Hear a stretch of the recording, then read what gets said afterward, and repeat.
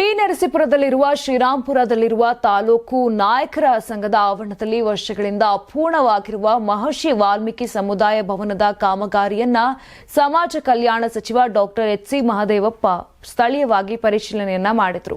ಪರಿಶೀಲನೆಯ ಬಳಿಕ ಸಂಘದ ಮನವಿ ಪತ್ರ ಸ್ವೀಕರಿಸಿ ಮಾತನಾಡಿದಂತ ಸಚಿವರು ಕಾಲ ತೀಪು ಕಂಡಿರುವ ವಾಲ್ಮೀಕಿ ಭವನದ ನಿರ್ಮಾಣವನ್ನ ಸಂಪೂರ್ಣಗೊಳಿಸಲು 3 ಕೋಟಿ ಹೆಚ್ಚುವರಿ ಅನುದಾನವನ್ನ ಮಂಜೂರು ಮಾಡಲಾಗುತ್ತದೆ ಎಂದು ಭರವಸೆಯನ್ನ ನೀಡಿದರು. ನಾನು ಮೊದಲ ಬಾರಿ ಸಚಿವನಾದಾಗಲೇ ಈ ಭವನಕ್ಕೆ ಪ್ರಾಥಮಿಕ ಅನುದಾನ ನೀಡಿ ಕಾಮಗಾರಿಗೆ ಚಾಲನೆ ನೀಡಲಾಗಿತ್ತು.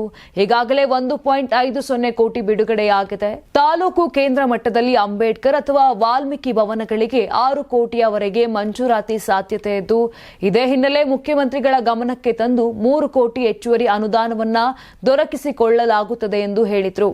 ಭವನದ ಮುಂದಿನ ಹಂತದ ಕಾಮಗಾರಿಗಾಗಿ ತಕ್ಷಣ ಯೋಜನೆ ತಯಾರಿಸಲು ಸಂಬಂಧಿಸಿದ ಇಲಾಖೆಗೆ ಸೂಚನೆ ನೀಡಿದ್ದು, ಕೆಲಸಗಳನ್ನು ವೇಗವಾಗಿ ನಡೆಸಿ 1 ವರ್ಷದೊಳಗೆ ಭವನವನ್ನ ಪೂರ್ಣಗೊಳಿಸುವಂತೆ ನಿರ್ದೇಶನವನ್ನ ಕೊಟ್ಟರು.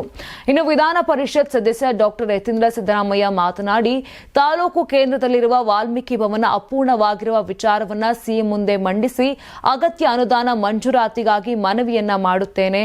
ಸಚಿವರ ಆಶಯದಂತೆ ವರ್ಷದ ಅವಧಿಯೊಳಗೆ ಭವನ ಉದ್ಘಾಟನೆಗೊಳ್ಳುವಂತೆ ನಾವು ಬದ್ಧರಾಗಿದ್ದೇವೆ ಅಂತ ಹೇಳಿದ್ರು.